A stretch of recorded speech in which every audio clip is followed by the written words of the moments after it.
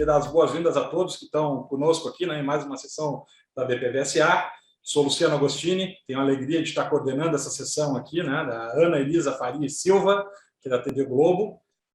Uma alegria estar contigo aqui, Ana. A Ana, então, né, eu até colei no chat, né, para vocês, a Ana é gerente sênior do regulatório na área de estratégia e tecnologia da Globo. Em quase 25 anos de carreira, já liderou inúmeros projetos inovadores de distribuição digital de conteúdo e ocupou o papel de destaque nas diversas etapas da transição analógico-digital da Globo e do setor. Atua em diversas organizações técnicas de mídia, como a Sociedade Brasileira de Engenharia de Televisão, o Fórum do Sistema Brasileiro de TV Digital, a União Internacional das Telecomunicações. É formada em Engenharia Elétrica pela Unicamp e possui mestrado em Telecomunicações e MBA em Gestão. Então, Ana, assim, preciso mais uma vez, né, te agradecer por estar aqui com a gente, né, dar essa visão diferente, né, de dentro da Globo, num tema que é extremamente caro para nós, né? Eu preciso dizer para ti que o nosso grupo da Universidade Federal de Pelotas, né, começou a surgir justamente nessa transição de TV digital para de analógica para digital, onde eu fiz meu doutorado, inclusive, em cima do padrão H264, investigando, né, o padrão H264, pensando em questões de hardware, dos algoritmos. Então, assim, para mim é uma alegria muito grande estar contigo aqui, né, que tem essa visão global, e esse tema é um tema muito querido para todos nós. Vários professores que estão envolvidos aqui tiveram participação direta nessa investigação, o professor Bruno Zatti, o professor Marcelo Porto, enfim. Então, estou muito feliz de estar contigo aqui. Obrigado pela tua presença, obrigado pela audiência, e a palavra é tua. Poxa, super obrigada. Super obrigada. A apresentação, muita responsa. Na verdade, é um prazer estar aqui. Eu falava para o Luciano, antes da gente começar, que eu sou uma entusiasta do tema e do evento, então, realmente, uma grande alegria estar aqui com vocês. E falar para mim, vou compartilhar hoje com vocês um pouco dessa trajetória, dessa evolução que o Luciano já citou, da TV aberta, que se confunde, na verdade, com a minha vida profissional, né, e com o que eu fiz e o que eu gosto de fazer na minha carreira. Deixa eu só ver se eu estou controlando aqui. Eu nasci, a televisão já era em cores, tá, gente? Mas uns 10 anos antes da televisão digital entrar no ar, eu estava terminando meu mestrado e mergulhei num processo que acontecia no momento de investigação da TV digital, e me encantou essa possibilidade, né, de levar a televisão digital, essa qualidade que a gente tem hoje, né, que a gente toma como natural e como TV, para todos os brasileiros de graça, né, naquele momento. E foi assim que eu fui fisgada e comecei a trabalhar. Então, eu fui parte, né, dessa construção do padrão que hoje a gente usa e tem na televisão aberta brasileira, e venho trabalhando nisso desde então.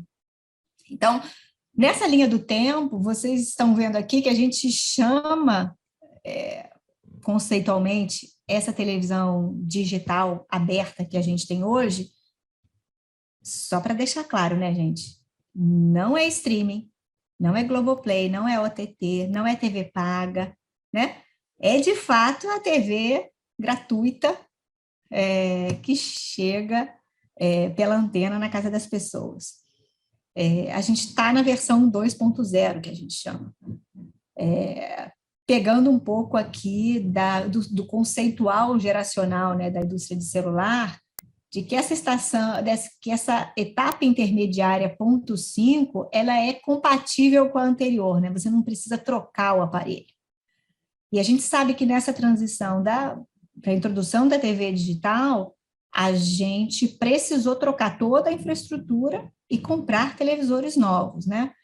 Essa história já está velha, né, gente? A gente já desligou, na verdade, a televisão analógica em muitas capitais do Brasil, em grandes cidades, em todo o estado de São Paulo, por exemplo, mas ainda temos televisão analógica em algumas cidades, né? E isso foi possível, né, por um grande avanço aí no país todo, mas tudo começa com a construção, né, com a conceituação, com as premissas, com a pesquisa, né, com essas discussões que a gente tem aqui, nesses fóruns e nos fóruns de padronização, para formar um conjunto de parâmetros, né, um conjunto de tecnologias e sistemas que caracterizam esses estágios. Então, 2021, para a gente, em TV, a gente teve mais um salto, né? Um salto que é pouco reconhecido, justamente porque não há, nesse momento, uma obrigatoriedade de você trocar o seu aparelho de televisão, né? A gente colocou novos features no ar e eles passarão a ser degustados por todos, né? Pelos brasileiros que têm acesso à TV aberta, assim que essas televisões forem gradualmente sendo repostas no mercado, né? Que características são essas, né? A gente passa agora a ter capacidade de ter áudio imersivo, né? Então, aqui a gente ainda tinha transmissão em 5.1 canais, que já é uma coisa que poucas pessoas degustam em casa, né? E a gente está expandindo isso para 7.1, e principalmente, né, em transmissões esportivas, em jogos, para dar realmente a ambiência. E essas duas outras siglas, eu vou falar um pouquinho mais, que tem um pouco mais a ver com, de fato, aqui com a história, né, e o contexto aqui desse school, desse congresso. O HDR, vocês reconhecem aqui, né, do High Dynamic Range, é uma capacidade da gente reproduzir maior, né, expandir a paleta de contraste e representar melhor, né, os claros e os escuros, né. Basicamente, o que a gente acrescentou na norma foi uma curva parecida com o que a gente faz no processamento de áudio, na compressão de áudio, né? Você tem uma curva logarítmica e você ser capaz de representar um range estendido e depois você faz um mapeamento inverso.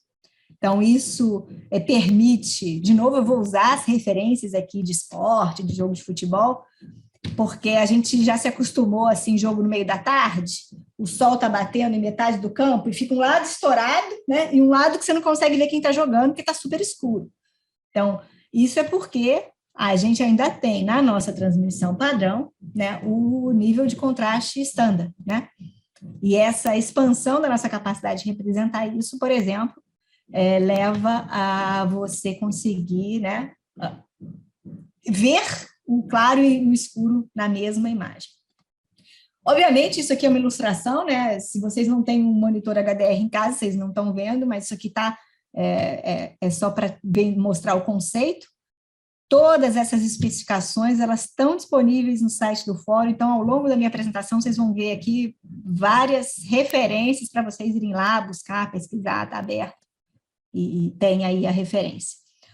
Um outro elemento, assim, que realmente eu acho que é o disruptivo, né, nesse momento da televisão, é a capacidade da gente mesclar, integrar, de fato, tornar, né, a transição entre o que é TV aberta e o que é entrega pelo broadband de uma forma fluida, né?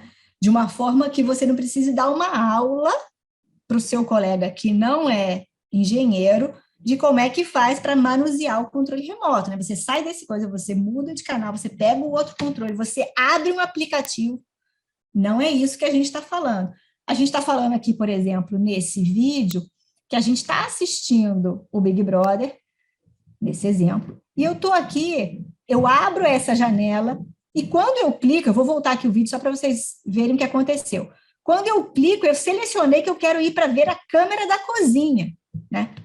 E eu automaticamente saí de um ambiente em que eu estava vendo o Big Brother na TV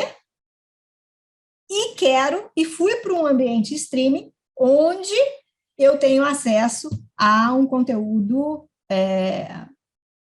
de nicho, né? O conceito é simples, Mas a forma de fazer isso, sem que eu precise, né?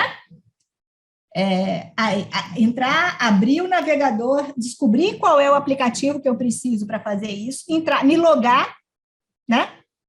Isso é feito, o que a gente está trabalhando é justamente nessa integração.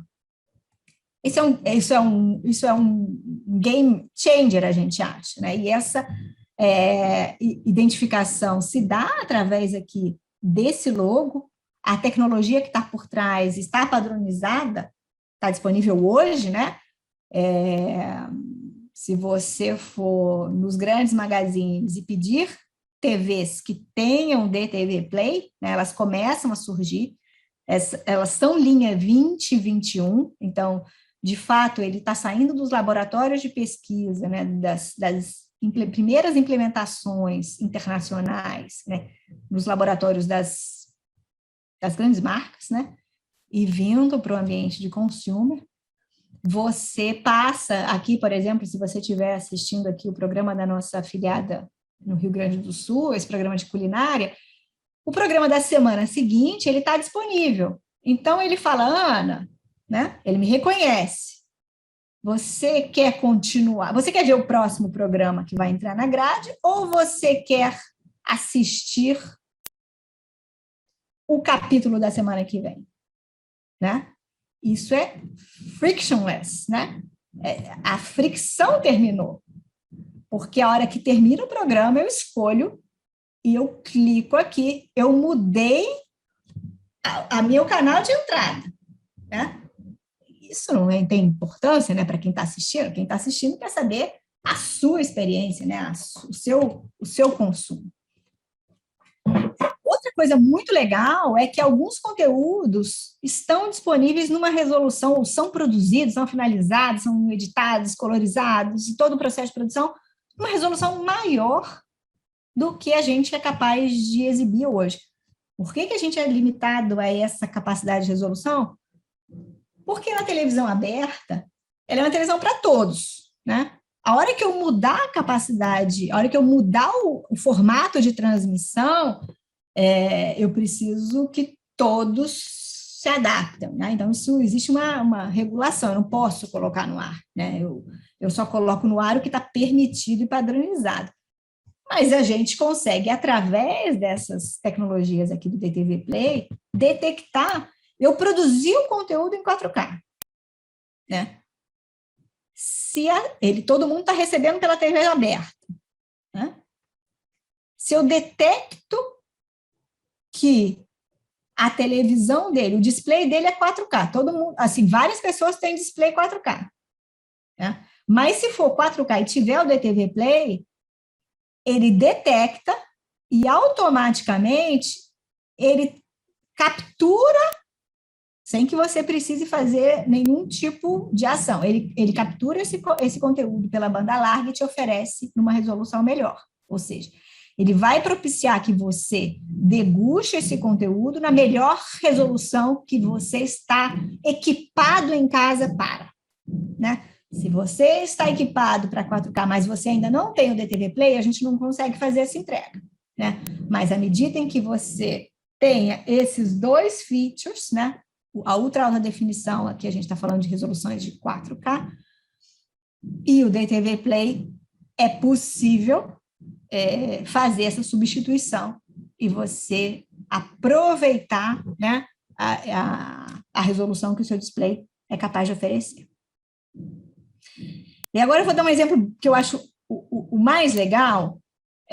Por exemplo, eu estou aqui assistindo uma reportagem no JN. Eu vou pausar aqui só para vocês entenderem o que está acontecendo, porque o vídeo é mais rápido do que a minha fala. Tá em pausa aqui só para eu explicar, tá? Eu estou assistindo aqui uma reportagem do JN, por exemplo, que está falando de um problema relacionado a transporte, ou aumento de tarifa, aumento de passagem e tal. E aí, a minha TV me avisa que vai iniciar, vocês vão ver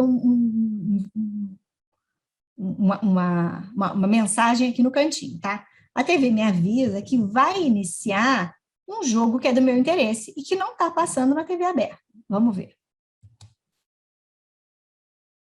está começando o jogo Fluminense e Atlético Paranaense. O que eu fiz? Eu cliquei naquele quadradinho. E a TV me tirou da TV aberta e me levou para o jogo, né? Então, eu sou assinante do PFC, ou eu sou assinante de um canal que esteja passando, né? E isso está integrado na minha oferta.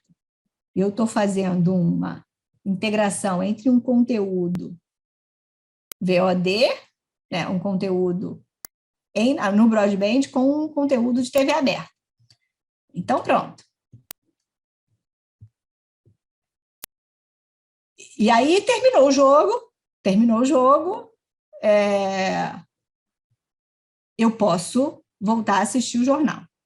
Isso também pode acontecer no sentido contrário, né? Na verdade, eu estou assistindo o jornal porque eu cheguei em casa tarde, né? E eu estou assistindo a reportagem, mas o jogo vai começar ao vivo, né? Então, eu estava no OTT assistindo em time delay, me lembraram, ontem foi Copa do Brasil, né? Espero que não tenham flamenguistas aqui me assistindo, eu sou flamenguista, então estamos juntos. Não devia ter levantado esse assunto, né? No meio de tantos atléticos paranaenses aqui na nossa audiência, mas começou o jogo, ele me leva para o ao vivo da TV aberta, né? Acabou o jogo, então, assim, vamos supor que aqui, depois desse jogo tá encerrado, ele fala assim, bom, e agora? Você quer ver o próximo programa da TV aberta ou você quer voltar para ver as reportagens do JN que você não terminou de ver no OTT? Né? Se eu clicar, eu volto exatamente aonde eu tinha parado de assistir. O que a gente está trazendo aqui, né? Isso não é assim, o que a gente está pensando, né? O que é o futuro, o que a gente vai desenvolver, né? Isso são features, né? Isso são funcionalidades, isso é o layer de aplicação, é o middleware que está desenvolvido na TV aberta, né? E que é identificado por esse logo, né? E que começa, então, a chegar no mercado. É legal que a gente faça esse contexto, né? Porque a gente, olhando aqui o timeline de TV aberta, a gente se acostumou com a TV digital, né? Mas toda essa pesquisa, principalmente voltada ao desenvolvimento de aplicações, né, que aconteceu desde então, ao mesmo tempo em que a televisão e a infraestrutura, né, se espalhava pelo país, ela chega esse ano nesse estágio comercial aqui no Brasil. Então, esse é o baseline para a gente começar a não parar aí, né? Agora a gente quer pensar qual é a próxima etapa. A gente acha que a gente esgotou o que era possível construir em termos de aplicações compatíveis, né, com o legado dessa infraestrutura 2.0, que ela se exauriu. Então, a gente está, de fato, agora abrindo um plano, né, um novo estágio desse processo voltado para a construção da TV 3.0. E é disso, então, que a gente vai falar. Esse período todo, né, foi o período em que eu terminei meu mestrado, né, saí da faculdade, vim para a vida profissional, apoiei essa expansão e agora, né, me lanço, então, nesse novo projeto de padronização. O legal, quando você começa a pensar num processo de padronização, é que você tem, de um lado, né, as ferramentas, as tecnologias, os padrões de codificação de vídeo, por exemplo, que foram desenvolvidos desde então, né? O Luciano abriu aqui contando que ele estava fazendo padronização de H264. Que antigo, Luciano. A gente não está nem pensando em HEVC, a gente já está lá no VVC, o que vamos fazer? É isso mesmo, né? A gente vive, né, nesse olhar de tecnologia de futuro, a gente está tentando capturar o que está sendo, os elementos que estão, e os conjuntos que estão sendo formados, né, de padrões, de codificações de mídia, né, para codificação de canal, para modulação, para os layers de transmissão, né? Como é que a gente integra as camadas IP para formar o próximo padrão. Mas mais do que isso, e aí tem essa pausa aqui nesse slide e nessa reflexão, que é assim, é entender corretamente quais são os requisitos do momento, né? Quando a gente concebeu lá atrás a TV digital, a gente estava preocupado em sair do chuvisco para uma tela maior, com outro formato, uma outra relação de aspecto, né? Dar essa amplitude, transformar, né? Porque você está no ambiente digital, te dá a possibilidade de fazer outros tipos de ofertas e crescer depois, e ter vários canais, ter várias línguas, ter várias legendas. E opções de mobilidade, né? A gente concebeu elementos de interatividade na época que estavam à frente do que as pessoas estavam capazes, né, de usar e de interagir. Então, acertar o tom é olhar para esses requisitos, é olhar, né, para o ambiente de mídia e entender quais são os features que deveriam estar nesse padrão. Esse exercício é um exercício que a gente está fazendo hoje, né, e que essa palestra aqui é um convite, né, para que todos participem e se juntem a gente nesse movimento. O que a gente tem assim como visão e como diagnóstico, né? É que essa TV 3.0 ela tem que ser ainda mais fluida, mais síncrona, mais combinada entre o que é linear e o que é OTT, né? Eu preciso adicionar um layer ainda mais significativo de personalização para a TV aberta. É claro que a gente está falando de todos os elementos de mídia junto, né? Mas a gente está falando principalmente de conseguir alcançar esse layer. Então, vamos ver que trabalho é esse? Esse aqui é um modelo conceitual. Gente, não tem nada quase de novo aqui, né? Esse aqui é um modelo, assim, de qualquer sistema de transmissão. Tem algum detalhe aqui é que a gente endereça de cara, né? Essa interface que é de radiodifusão, com uma interface, né, de disponibilidade de banda larga, como um layer básico, sempre presente, né? E uma camada de transporte única, que permita que eu transicione, que facilite, né, esse sincronismo. E aí eu vou endereçar cada uma dessas mídias, bem como as aplicações. Mas o que a gente está colocando em cima disso, né? É que a gente quer que a experiência de assistir televisão vire uma experiência orientada à aplicação, né? É o que eu falava sobre ser fluido, ser intuitivo, né? Ser sem fricção. E aí é importante que o usuário não veja essa distinção. Isso seja irrelevante. Que a gente seja capaz de fazer a entrega da melhor forma possível, da forma mais eficiente possível, né? Não é eficiente entregar a Copa do Mundo ao mesmo tempo para todo mundo via o broadband, mas é super eficiente entregar pela banda larga. Eu estou dando um exemplo extremo para que a gente entenda que quando a gente vai na minúcia dessas camadas, a gente está buscando essa complementaridade, entendendo os limites, né, entendendo o nosso cenário de mídia atual. Aí, é bem legal que a gente comece, então, a fazer algumas reflexões. Esses pontos aqui, eles endereçam bastante os aspectos das mídias, né? Assim, é claro que a gente está falando sobre aumento de resolução, mas não só isso, né? Eu tenho que ter uma interface, né, que fale ao coração do usuário, né? Que essa interação seja em múltiplos dispositivos, né, de várias formas, a mais cômoda possível, e tem aspectos aqui, principalmente de engenharia de software, que a gente não tinha dado a mesma ênfase quando a gente pensou na primeira geração, né? Porque a gente estava entrando, né, nesse fazer a virada do analógico para digital já era tão brusco, né, que a gente não trouxe esses outros elementos. Mas hoje a gente está sempre falando de ter possibilidades de extensão, né, de você adicionar layers, porque a longevidade do padrão ela é muito maior do que a capacidade que a gente tem de desenvolver coisas, né? Então, deixar espaços, né, e prever que ali entrarão extensões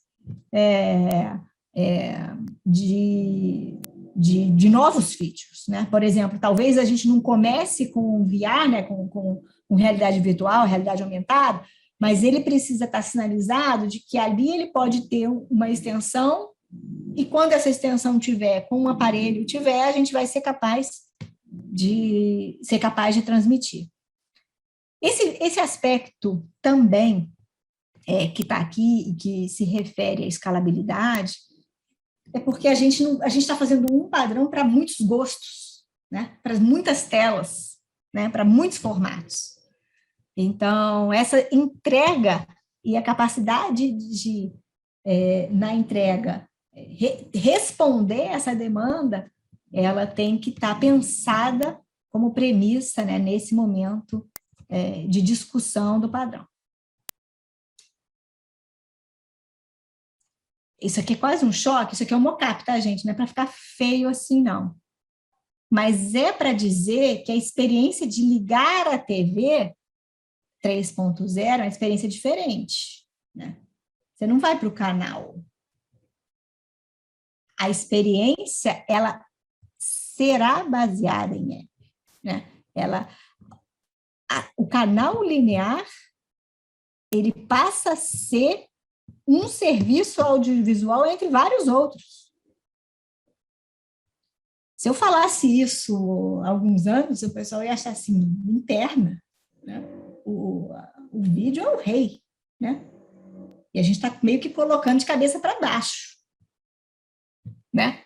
Porque a oferta linear, o meu produto, né, a minha novela, vamos falar assim, no coração do brasileiro mais tradicional, é o rei, né? Não você dizer que isso é uma das opções, é um dos serviços, né?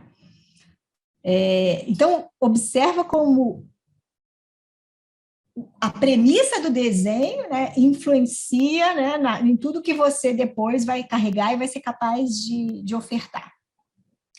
No layer seguinte, a gente está falando que a camada de transporte, vocês lembram ali, né, naquela sequência, a camada de transporte, ela é totalmente convergente, né? Então, a gente deve ter, hoje a gente não tem uma camada de transporte na TV aberta que é baseada em IP, que permite essa sincronização. Então, a gente faz isso de uma forma muito custosa, né?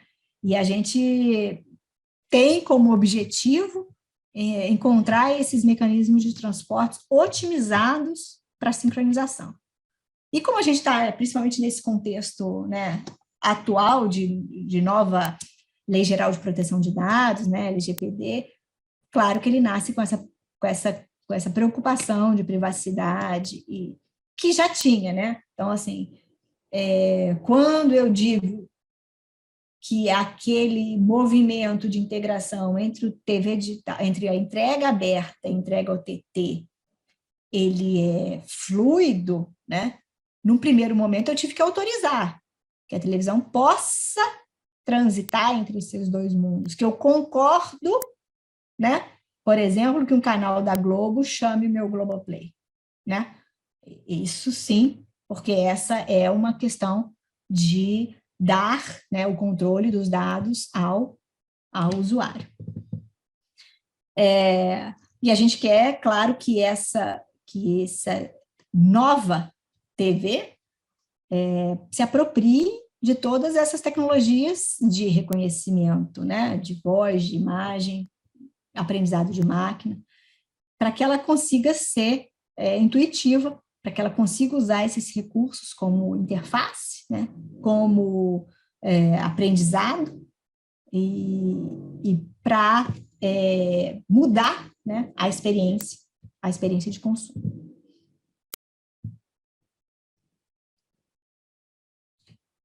Essa imagem que estava ali no começo desse capítulo, né, voltado à TV 3.0, ela é uma imagem do litoral de Recife, tá? Aqui é o mar, aqui é a cidade de Recife, e tradicionalmente, toda essa área aqui de Recife, ela é coberta com um transmissor de TV, né? E, portanto, com um conteúdo de TV, né?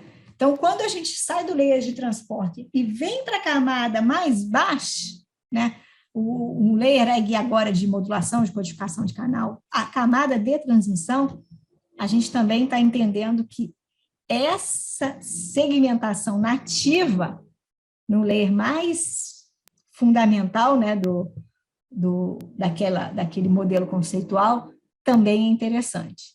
Então, você permitiria, portanto, que partes de uma região que normalmente ela tem acesso a um único conteúdo, ela pudesse se fragmentar de acordo com o conteúdo. Por exemplo, para ver intervalos, comercializações diferentes, né? Porque aqui tem um supermercado, aqui tem outro, por exemplo. E também por conteúdo, né? Aqui eu tenho uma notícia de algo que está acontecendo nessa região e que aqui é diferente, por exemplo. Aqui a gente está falando do hiperlocalismo nativo no sistema. Então, tudo que a gente está falando de um layer de segmentação geográfica nativo, né? E um layer de segmentação por perfil do usuário, que seria a partir desse uso dos dados e da privacidade com que ele me conceda acesso aos seus gostos, né? E isso, os dois, essa combinação é que faria com que a entrega fosse a mais eficiente possível, né? Se eu estiver falando de uma segmentação geográfica, eu tenho isso nativo. Se eu estiver falando de uma segmentação de perfil, eu vou usar o meu canal de banda larga para fazer essa entrega individualizada para aquele grupo, para aquele grupo de consumidores. Então, eu vou aproveitar aqui para fazer minha propaganda, para falar um pouco mais do que está acontecendo de pesquisa no Brasil, com participação de universidades brasileiras, com pesquisadores, com professores, mestrandos, doutorando, coordenadores. Então, esse é o Fórum Brasileiro de TV Digital. Se vocês não escutaram nada do que eu falei, anotem esse site, vai lá, pesquisa, lê.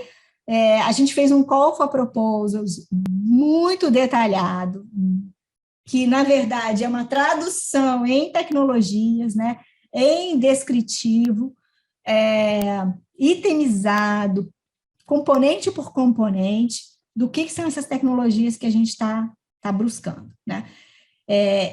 O desenvolvimento do mercado brasileiro para essas aplicações de massa precisam dessas soluções padronizadas. Então, esse é um esforço grande, né? É um esforço de chegar a um consenso, né, em relação a essas tecnologias. Essa primeira etapa, na verdade, ela já está em andamento, então esses valores, esses prazos, são essa rodada de teste que está acontecendo nesse momento, né? E a gente tem essas sete universidades como líderes. Não quer dizer, gente, que eu tenho que estar vinculado a essas universidades para participar, não é isso, né? Esses são as entidades, né, e os professores que estão coordenando etapas, né, subcamadas do processo, que eu vou detalhar aqui um pouquinho para vocês.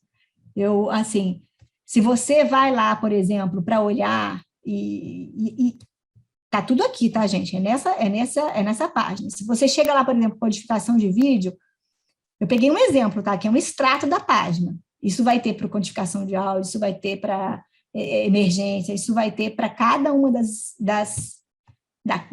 camadas do processo, para a camada de transmissão, para a camada de transporte. você vai ter já qual é o estágio que a gente está, né? A gente já tem, por exemplo, para codificação de vídeo, a gente tem aqui os diversos subcomponentes que a gente está endereçando, né? E quem trouxe para a discussão que tipo de tecnologia. Então, assim, hoje a gente está montando esses laboratórios, os testes já começaram. Então, temos streams de teste codificados em vários formatos, com várias, para que a gente consiga analisar, né? Eu dei aqui um spoiler, falei do VVC, não posso fazer propaganda de tecnologia nesse momento. Todos esses padrões, formatos estão sendo analisados e para aplicações diferentes, né, gente? A gente tem que fazer a camada básica, tem que fazer a camada de enriquecimento. Eu vou ter uma codificação específica para o sistema de alerta de emergência, e aqui aqui estão os proponentes, né, as empresas que se responsabilizaram por conseguir e providenciar e participar com streams de teste e tal, para formar esse ecossistema, né? É uma ponte entre as universidades brasileiras, né, financiada pelo Ministério das Comunicações, com as entidades detentoras de algumas dessas tecnologias, para que se chegue numa parametrização e numa escolha, numa eleição de tecnologia adequada para aqueles requisitos que a gente falou, que são os nossos requisitos do Brasil. Então, eu trouxe aqui um pouco para que vocês, ilustrar aqui para vocês, essa é a parte dos testes de laboratório de campo, então são 6 camadas, então cada universidade ela está liderando uma dessas frentes, né? São 7 porque o teste de camada física, ele acontece em laboratório, mas também acontece em campo, né? Nessa parte dos testes em campo, a Globo cedeu a torre, a antena, então a gente tem um sinal aqui no Rio, e a UF aqui no Rio está nos acompanhando aqui para ir a campo e para fazer medida. Então, os demais testes são feitos testes em laboratório. Agora, mais do que isso, né, gente, o que a gente sair um pouco do projeto brasileiro e dessa linha de trabalho que a gente está super envolvido e super feliz de poder fazer, e olhar um pouquinho o conceito, né, a visão de futuro, né? A visão de futuro é que esses 3 elementos são chaves, né? Uma experiência do usuário que permita o máximo de personalização, né? Que a gente consiga, na produção, fazer um produto, né, adequado ao meio, e então você ter produtos que transitem entre várias plataformas, né? E que ele tenha aderência, né? A forma como ele é exibido, né? A tecnologia da experiência do usuário, ela é parte quase do conteúdo. Então, e que seja possível consumir, né, em radiodifusão, broadcast e broadband, né, das duas formas. Esse é um framework de trabalho muito interessante, que ele extrapola, né, o que é feito aqui no Brasil. Esse framework ele foi concebido pelo European Broadcasting Union, né, e a forma como a gente, em conjunto, né, o setor, discute essa visão de futuro. Vocês viram que eu sou uma entusiasta, né, mas eu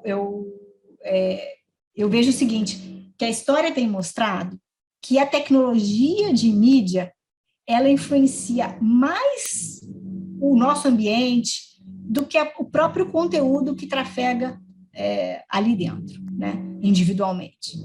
E que, então, a gente sabe que o futuro da mídia, ele passa, assim, por jogo, por rede social, né, por outros elementos que a gente tem aqui, como, sei lá, carro autônomo e tal, mas que, se a gente não trabalhar, né, para essa construção do futuro da mídia, a gente está dando está deixando que outros moldem o futuro da sociedade. Porque a pesquisa, a inovação, nesse caminho, ela é decisiva para a forma como a gente interage, para a forma como a gente faz, como a gente vive, como se relaciona também. Então, eu acho que esse é um tipo de pesquisa que realmente ajuda e contribui para fazer um mundo melhor. Luciano, eu trouxe esse recado super rápido, espero que as pessoas tenham conseguido me acompanhar, que eu sou super... Eu tento falar muito rápido, porque eu sou super preocupada com dar mensagem, com a hora e tal, mas eu fico aqui totalmente à disposição, e se a gente tiver chance, inclusive, eu abro aqui o site para a gente olhar e navegar um pouquinho, e vocês conhecerem um pouco mais do que é esse trabalho aqui do Fórum Brasileiro de TV Digital. Show de bola, Ana. Muito legal a apresentação, sim, né, nos trazendo um pouco de luz, né, do que vai vir, né, não só do que passou, mas do que vai vir aí pela frente. E, de fato, tem muitas inovações muito interessantes aí, né, em termos de TV aberta, e essa mistura, né, enfim, com internet, enfim, muito, muito interessante, né? Quer dizer, imagina, os desafios são enormes. Eu tenho algumas questões, mas eu vou começar aqui por questões da audiência, tá? O Bruno Jorge fez assim, várias questões. Então, deixa eu só pegar aqui, que eu me perdi. High frame rates estão nos planos? Eu faço todas juntas, talvez. Aspecto padrão Y9, áudio Opus, áudio ambissônico tipo B, tipo UHJ, rádio Emil Mimo. É uma metralhadora de perguntas. Metralhadora. Vamos lá, Bruno. Seguinte, high frame rate, claro. High frame rate, claro. Não só high frame rate, né? Assim, acho que quando a gente fala de atributos de qualidade de imagem, eles vão além da questão da taxa de quadros, né? O HDR que a gente falou hoje aqui é um HDR muito tímido, né? O HDR que a gente já conseguiu colocar na TV é uma versão que não tem igual no mundo, porque ele ainda é 8 bits e ainda está em alta definição. Então, ele tenta extrair o máximo, nem sempre ele consegue. As emissoras e os fabricantes, eles estão muito receosos, inclusive, de colocar o HDR no ar, pelo impacto que possa ter em toda a base legada. Né? Assim, se você prejudicar a base legada, o pessoal fica assim, realmente muito receoso em colocar no ar.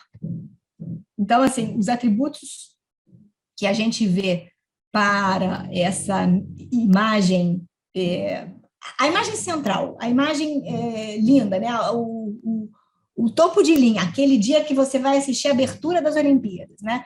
É uma resolução em 8K, então acima do Ultra HD atual, né? O Ultra HD em 8K, um espaço de cor estendido, então a gente está trabalhando com acima, né, de 790, que é o espaço de cor atual, o HDR e o High Frame Rate. Então, assim, todos esses aspectos estão sendo buscados. E você viu ali no Call for Proposal, a gente colocou algumas coisas pensando já em como é que eu entrego VR, como é que eu entrego... para tentar ver se, sem ser o mainstream, mas em entregas, né, acessórias, eu consigo também fazer essa degustação. Vamos falar de novo agora em sigla de áudio, né? Ele falou um monte de sigla de áudio e tal.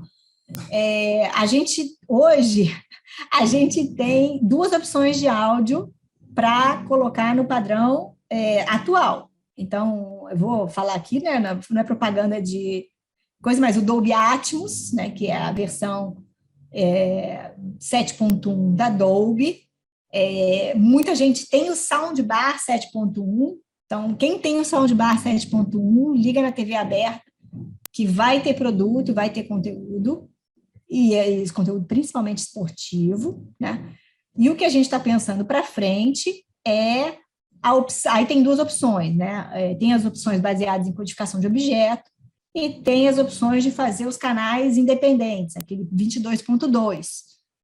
Não decidimos ainda, então a gente está nesse momento testando as tecnologias, aí eu não vou antecipar, né, assim, o que é parte dos testes.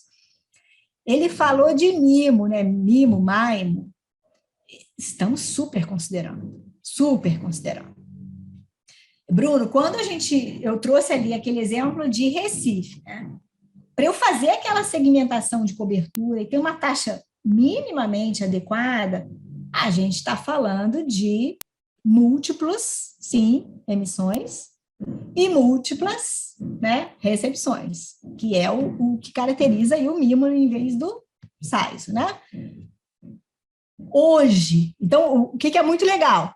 A gente está justamente fazendo esse teste de reuso, né, esse reuso de frequência, para ver como é que funciona você ter uma recepção com C sobre N zero. C sobre N zero é difícil, gente. C sobre N zero muda ali a cabeça, tá? Para esses testes, a nossa infraestrutura que está montada no Rio não é a nossa transmissão, tá? Não é a transmissão principal da Globo no Rio, não. A gente tem duas antenas de transmissão ortogonais no nosso transmissor principal e duas antenas numa estação de transmissão auxiliar. Então, a gente tem o MIMO nos dois e a gente quer ver o que acontece no meio, o que acontece quando eu estou andando.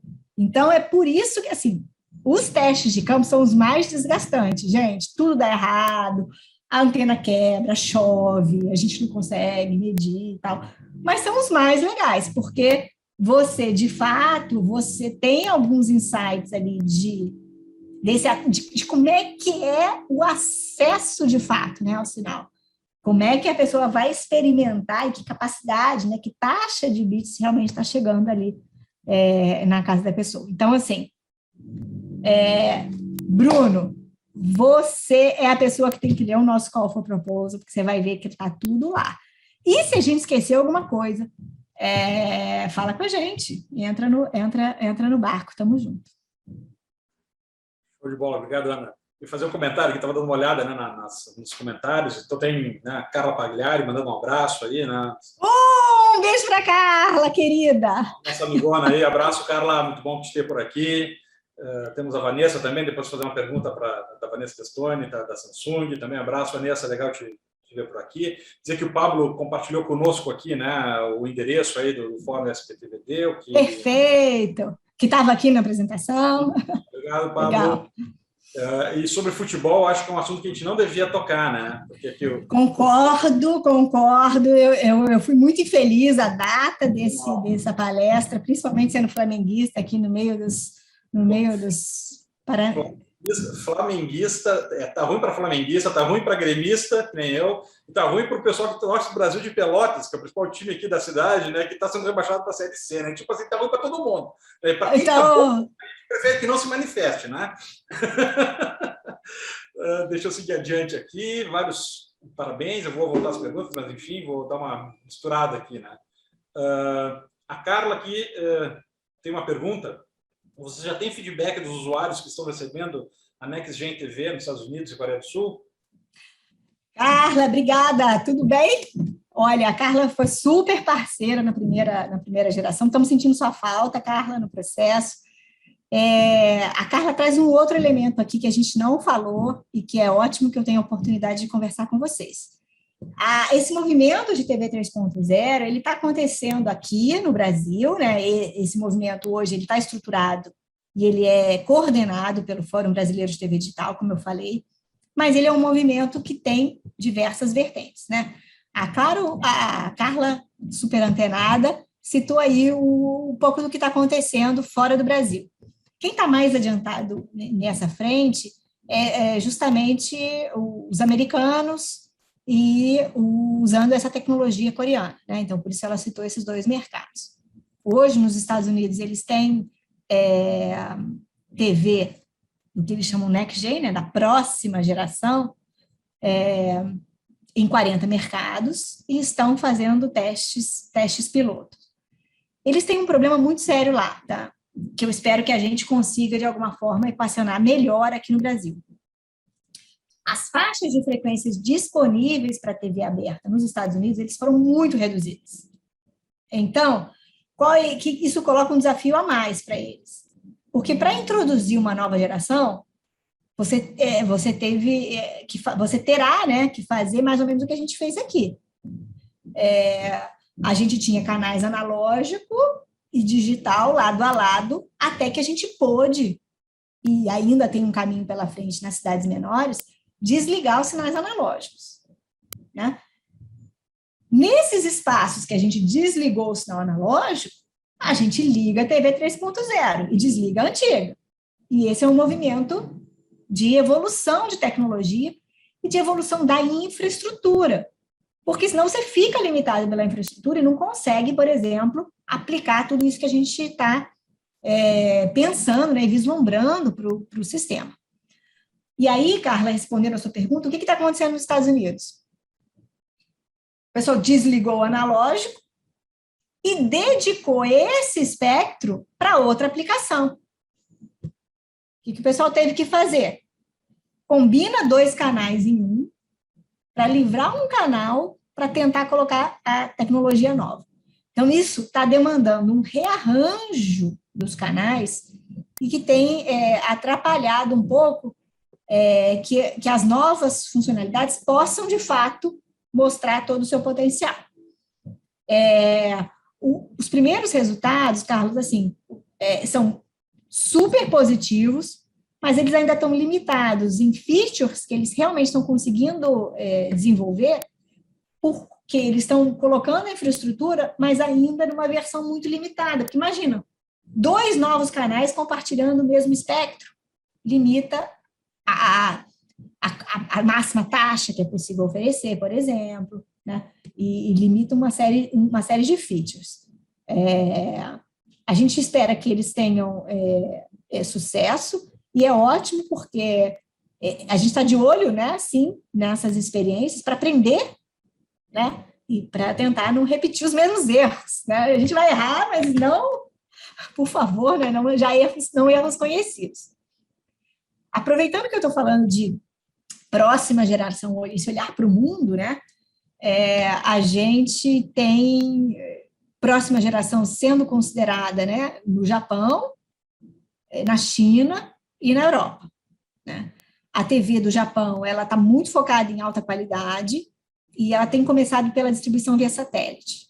Então, o Japão ainda não tem operação de próxima geração que a gente possa se espelhar, mas eles mandaram tecnologias candidatas, né, componentes para que a gente avalie. A China tem um padrão, o padrão, infelizmente, está restrito ainda a uma pequena porção, e a gente está avaliando.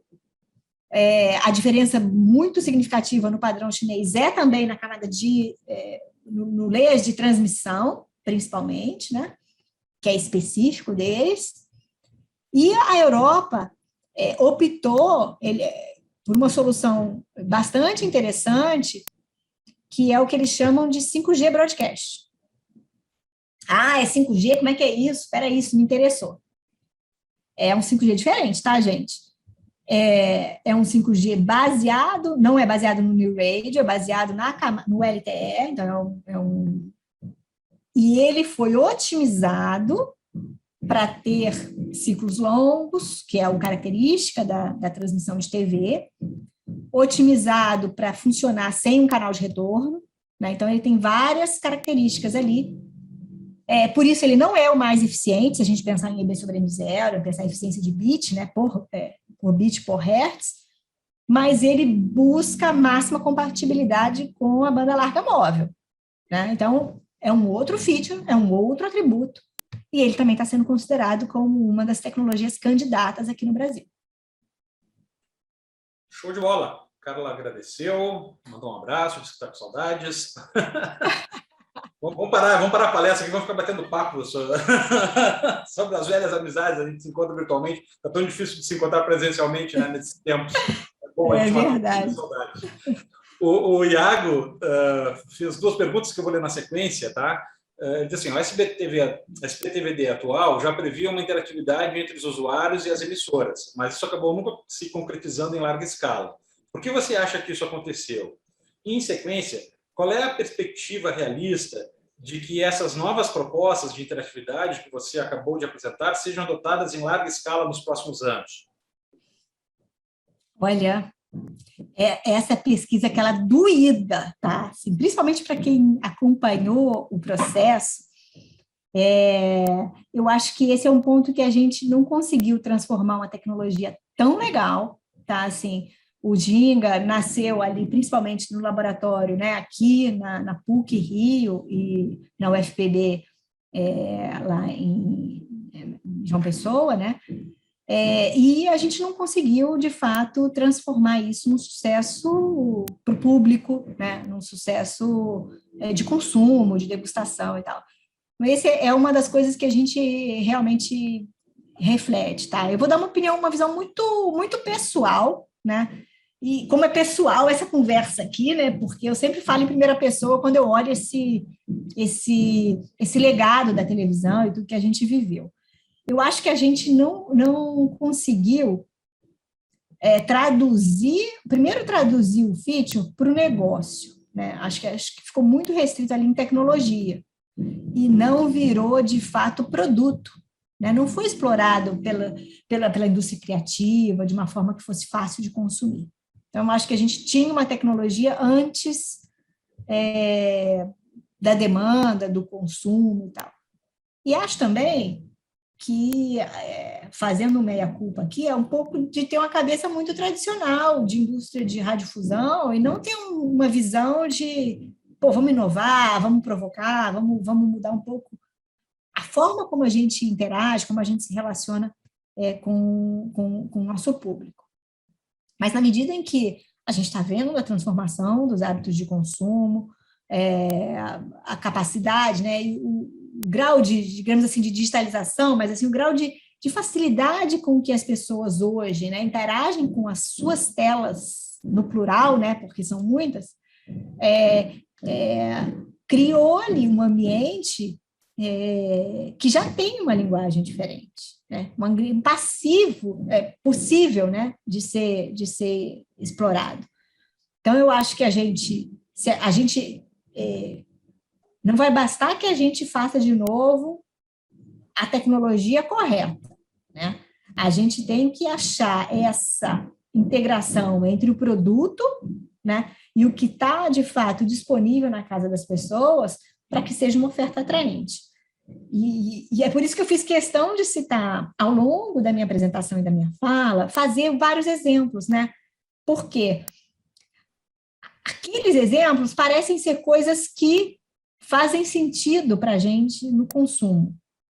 Pelo menos, por exemplo, que fizeram sentido para mim, né? Eu gosto do Jornal Nacional e eu não consigo assistir do começo. Eu quero fazer um catch-up. Mas eu não quero perder algo que eu goste, que está no meu perfil, e que seja ao vivo. Isso faz sentido para mim. Também faz sentido que se eu não gosto do próximo programa, que me seja oferecido um conteúdo que está ligado ao que eu estava vendo, um conteúdo que eu gosto, e que eu possa transitar e voltar, entendendo que isso faz parte de uma grande oferta. Então, eu acho que esses são conceitos que estão muito próximos do que a gente realmente quer quando a gente vai consumir mídia. E por isso que eu acho que ele tem potencial para ser vencedor, né? Ao contrário, da outra vez a gente estava tentando, sem sucesso, né, ensinar algumas coisas, né? O outro aspecto que eu acho que pode transformar essa tecnologia num sucesso, né, e vencedora aí em uso, e também ser um potencial alavancador, né, ter um sucesso comercial para o negócio, né, é a gente conseguir fazer interações que facilitem venda, compra, venda, né, assim, de repente, se a gente está falando aqui, eu falo, olha, se você eu vou falar coisas que nem são mais assim modernas, e que tudo que dá para fazer hoje. Mas se você vai ensinando, aquilo vai virando, né? Acesse esse código de barra e compre aqui o meu super fone de ouvido, né? Assim, ou campanhas que permitam, né, vendas. E isso não é para a TV do futuro, né? É para a gente ir modernizando a forma como as pessoas interagem com o conteúdo de TV, com o conteúdo linear, para permitir que o público esteja preparado para essa virada de cabeça para baixo, né? Porque como é que não vai funcionar? Porque hoje eu tenho uma TV que pode ter uma aplicação interativa. O conceito da TV 3.0 é outro. Ele não liga. Ele é uma aplicação interativa em que uma das opções é assistir o conteúdo linear. Então, ele nasce, né, conceitualmente, na sua arquitetura e na sua usabilidade diferente. Então, a gente vai ter que fazer funcionar, porque senão o padrão está fadado a um fracasso, tá? Vem ajudar a gente. Né, essa questão de mudança de cultura é sempre complicado, né? Quer dizer, as pessoas esperam por certas coisas da TV aberta, né? E fazem outras coisas, né, no streaming, né? Quer dizer, fazem tudo, né? Mas exato, exato. Como mudar essa cultura do usuário por um lado e por outro lado de quem está oferecendo serviços também, não é? Quer dizer, de fato, a gente viu muito pouco serviço interativo sendo oferecido para a TV aberta, né, no SBTVD, né? Pelas operadoras, talvez porque o modelo de negócio não fosse adequado mesmo, né? Porque não é uma questão só tecnológica, né? É uma questão comercial também, né? Que precisa ser considerada. Então, não basta desenvolver uma baita tecnologia linda e maravilhosa, né? Se não tem viabilidade econômica, né? Enfim, então vamos torcer para que dê certo aí, né? Essa mudança, né, conceitual que está por trás. Tem várias parabenizações aqui, tá? O Anderson, deixa eu ver quem mais aqui, o Alessandro, o Matheus, parabenizando pela palestra. Eu vou para uma pergunta da Vanessa aqui, Testônia. Grande Vanessa, bom te ter por aqui. Defensora da participação nacional nas padronizações internacionais. Isso aí, Vanessa. Contamos com a tua liderança. Então, a fala da Vanessa é assim: ótima palestra, Ana. A Globo pretende começar a participar do desenvolvimento desses vários padrões no futuro, com contribuições aos padrões também, através da nossa comissão SC29 da BNT. Isso foi uma luta que a gente teve, né, sobre isso. Só para concluir aqui, a gente teve uma luta, a Vanessa foi uma liderança, o professor Bruno Zatti, que está nos ouvindo aqui também, foi uma liderança forte para criar essa comissão dentro da BNT, finalmente, e poder, então, né, ter assento, e, enfim, nos órgãos internacionais. E aí ela fala assim: seria ótimo se nós, brasileiros, pudéssemos ter maior influência no desenvolvimento desses padrões também, não somente no uso deles. Muito legal. É uma reflexão maravilhosa, tá, Vanessa? Eu acho que esse é um momento que nos dá, sim, a oportunidade de ser mais ativos, né? Observa que todos os padrões brasileiros de TV digital, eles acabam sendo discutidos na BNT em outra comissão, tá?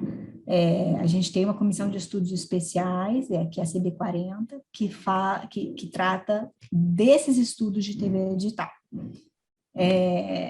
Desculpa, é a Comissão de Estudos Especiais de TV Digital. A CB40 é a de acessibilidade, gente, desculpa. Então, assim, existe uma comissão, né, dentro da BNT para tratar do sistema como um todo, né, do padrão. Ali estão todas as normas de TV digital, né, dentro do bojo dessa comissão.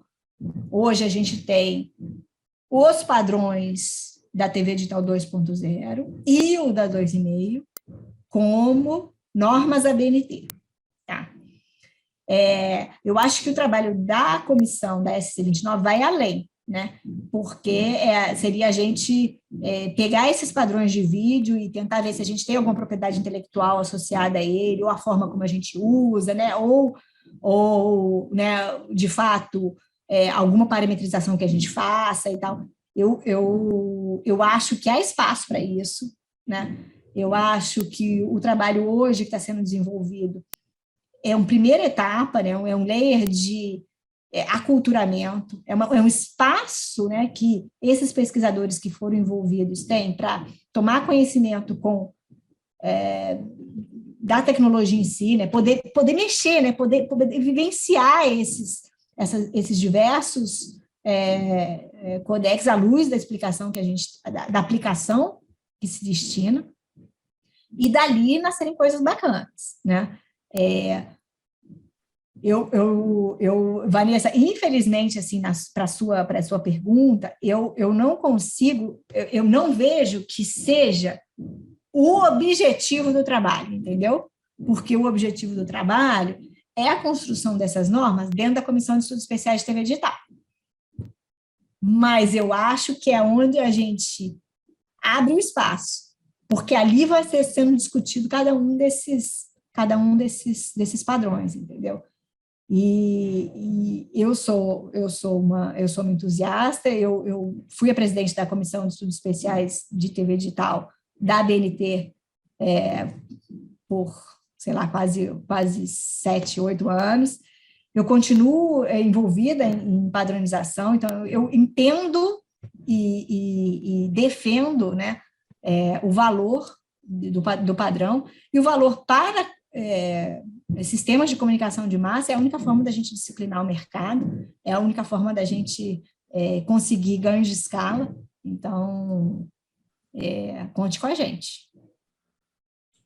Legal, é isso, né? Quer dizer, a gente, mesmo dentro do SBTVD, lá que eu acompanhei um pouco quando eu estava no meu doutorado, né? Embora de uma visão mais restrita, um pedacinho do problema, de fato, a gente, em termos nacionais, está mais preocupado, né, na definição dos nossos padrões internos, em avaliar tecnologias externas e desenvolver nossa própria tecnologia. E isso tem impacto, naturalmente, né, nessa questão de patentes e, obviamente, na questão das padronizações também, né? Então, claro, né, a gente precisa usar a tecnologia que existe, né? A gente não pode ficar atrasado só porque a gente não tem essa tecnologia, mas também tem o outro lado que é importante. Embora, assim, muito do que a gente fez, né, em closed caption, muito que a gente fez em sistema de alerta de emergência, praticamente tudo que a gente fez em termos de aplicações é tecnologia nacional, né? Então, assim, existe muita propriedade intelectual envolvida no desenvolvimento de um padrão. O Ginga, por exemplo, mas o Ginga é um exemplo, mas esses componentes estão espalhados, assim, a forma como a gente usa algumas das tabelas, assim, a hora que você faz, né, e você encaixa todas essas partes, você está, na verdade, encontrando lacunas e preenchendo com propriedade intelectual nossa, né? É por isso que isso é feito em total parceria, né, com a academia que lidera, né, que move, na verdade, essa frente. Show de bola, perfeito, é isso aí. A Vanessa é uma nobre lutadora aí dessa causa, né? Então, nos alegra de estar aqui, está desenvolvendo tecnologia nacional lá na Samsung, enfim, né? Muito, muito interessante isso, contribuindo para essa área em geral. O professor Guilherme Correia, nosso organizador, bom, está aqui, Guilherme, bom que esteja nos acompanhando, está perguntando aqui para nós. Ana Elisa, muito obrigado pela palestra, muito interessante. Por favor, pode falar um pouquinho sobre prazos esperados para a implementação da TV 3.0? Quando podemos ter a TV 3.0 em casa? Gente, quando a gente começa essa palestra e o professor fala assim, e eu começo a contar que eu tive, né, percorrendo esse caminho na entrada da TV 2.0, né, na TV digital, eu percebo que nessa época o nosso público aqui, né, estava começando a andar, então eu realmente entrego aí a idade e fico super feliz nessas conversas de ter público jovem e querendo fazer e se integrando ao trabalho e com esse entusiasmo. Quando é que vai para a rua? Calma, né? O nosso prazo hoje, dentro do Fórum Brasileiro de TV Digital, é entregar os primeiros cadernos de teste, meus relatórios de teste, até começo de dezembro, né?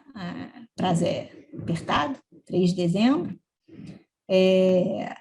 A partir daí, a gente vai ter uma avaliação, vai ver o que ficou de lacuna, e a gente começa a etapa realmente de seleção. E aí a gente começa a refinar e começa a definir parâmetros e tal. A gente acha que a gente gaste ainda quase 2 anos nessa etapa. Então, a gente gostaria, a Globo vai tentar perseguir um cronograma em que a gente tenha, sim, uma estação piloto, algo que a gente já consiga ver isso em teste em 2023, final de 2023. É claro que, ao longo do processo, a gente consegue demonstrar um feature, consegue fazer uma prova de conceito, né? E isso não quer dizer que o processo agora fica fechado, né, numa casa ou num grupo, e lá na frente vai sair algo que vai estar maravilhoso e pronto. Na verdade, a gente precisa desse feedback, né? Como a Carla falou, o que está acontecendo lá? O que eles estão achando? O que está dando certo nesses mercados? Né? Embora tenha pouca coisa, por enquanto. A gente vai querer fazer isso, né? Vai querer botar, vai querer que olhe, fazer demonstração e nos ajudar, né, a parametrizar o processo. Então, assim, em termos mais objetivos, a gente acha que, de forma piloto, isso chega em final de 23, né? Então, veja que dá tempo de todo mundo participar, né? E por outro lado, a gente terá um trabalho grande regulatório, né? De regulação da TV, que precisa andar em paralelo. Então, eu, por exemplo, fiquei super frustrada, né? Meu primeiro trabalho foi dentro do laboratório de teste, passei 1 ano testando e tal, e 99, assim, né, praticamente inteiro. Aí, 2000, entreguei o relatório e falei, agora, cadê? A parte regulatória não andou, né? E a decisão, e a seleção, e todo o arcabouço que precisava estar pronto, né? O processo de padronização em si, porque não tinha maturidade, né? Foi feito um teste e falado, então aqui entreguei teste, cadê? Não está na rua ainda? Não está comercial ainda? Né? Naquela época, a gente teve um gap de 6 anos entre terminar a primeira fase de teste e constituir a comissão, né? E de fato, ter a primeira transmissão comercial. A gente não acha que vai ser isso, tá? Então, a gente está terminando uma primeira fase de teste agora em dezembro, e a gente acha que nesse lapso de 2 anos é um prazo adequado para que a gente trabalhe em regulação, em definição, em padronização, e em todas essas etapas que se seguem para ter um primeiro piloto, e aí ajustar com a indústria e com a Anatel, o Ministério das Comunicações, né, reguladores, um prazo viável para a entrada comercial no ar, tá, Guilherme? Então, hoje a gente... esse horizonte de 2 anos é o nosso horizonte de planejamento no momento. Legal. As coisas não são simples, né? Não é... Tem desafio tecnológico, tem desafio de avaliação e adaptação das tecnologias para a realidade nacional, depois tem toda a burocracia envolvida, né, com esse processo, né? Então, enfim, mas tudo precisa começar por algum lugar, né, Ana? Se não começa, certamente não chega no fim, né? Então, os primeiros esforços são sempre os mais difíceis, né? Botar a roda a andar é sempre mais complicado. Depois que ela está girando, devagarinho as coisas acontecem, né? E aqui, ó, a Vanessa está dizendo, legal, Ana, estamos esperando a Globo aí nesse esforço de padronização, então, legal. A Carla está me cobrando um churrasco aqui em público. A Carla, toda oportunidade pública que ela tem, ela me cobra o churrasco. Eu já disse que o churrasco está pronto, a hora que ela quiser, é só vir. Ela já teve a oportunidade de estar aqui comigo e não quis provar o meu churrasco, eu preciso dizer isso em público. Já que eu tenho a possibilidade de falar e ela não, eu vou contar a minha versão da história. Não, então, pera aí que eu vou me convidar para esse churrasco, pera aí. Muito bem-vindo. Na próxima edição do evento, aí vamos fazer um churrasco junto, aqui, de preferência, E o que vocês acham? Teve uma discussão aqui, pessoal, bom, teve uma pergunta do Gabriel antes, então vamos nessa, rapidinho. É muito complicado sincronizar essas tecnologias entre a Rede Globo e as redes afiliadas, como a RBS? O exemplo que eu dei aqui esqueci o nome do programa, era da RBS, né? Assim, a expansão dessa tecnologia, ela se dá, na verdade, dos grandes mercados, né? E acho que a RBS é uma grande parceira e não tem atraso nenhum entre o que está sendo feito, né, em Porto Alegre e o que está sendo feito em São Paulo. Assim, realmente não tem. Eu acho o seguinte, que como nós somos parte de uma rede, né, às vezes tem até uma acomodação, porque se a cabeça da rede está muito ativa na padronização e essa informação a gente faz questão que esteja disponível para todos os afiliados, fala, não preciso ir pessoalmente, né? Eu já vou ter acesso, já vou saber, já vou... Então, na verdade, a gente acha que, por exemplo, tudo que está disponível de TV 2,5, por exemplo, já está sendo testado e previsto e planejado para colocar no ar em muitas afiliadas e na RBS, certamente. Perfeito.